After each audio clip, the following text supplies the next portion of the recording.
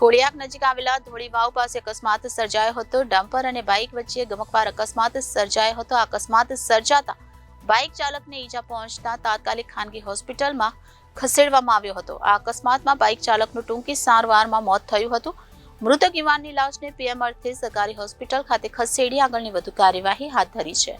ભાવનગર શહેરમાં છાશવારે અકસ્માતના બનાવ સામે આવતા હોય છે. ત્યાં ઘોઘા તાલુકાના કોળિયાક નજીક અકસ્માત સર્જાયો હતો. કોળિયાક નજીક આવેલ ધોળી વાવ પાસે અકસ્માત સર્જાયો હતો. આ અકસ્માતમાં ડમ્પર અને બાઇક વચ્ચે ગમખ્વાર અકસ્માત સર્જાયો હતો. અકસ્માત સર્જાતા બાઇક ચાલકને તાત્કાલિક ખાનગી હોસ્પિટલમાં સારવાર અર્થે ખસેડવામાં આવ્યો હતો. આ અકસ્માતમાં બાઇક ચાલકનું ટૂંકી સારવાર દરમિયાન મોત નીપજ્યું હતું. મૃતક બાઇક ચાલક દર્શન પ્રવીણભાઈ મકવાણા હોવાનું સામે આવ્યું છે.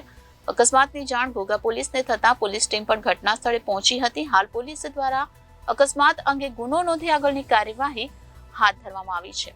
મૃતક યુવાનની લાશને પીએમ અર્થે સરકારી હોસ્પિટલ ખાતે ખસેડવામાં આવી છે, પરંતુ હાલ તો મૃતક યુવાનની મોતના પગલે પરિવારમાં શોકનું મોજું ફરી વળ્યું છે. Reporter Firoz Malik, Janadesh news, Bhavnagar.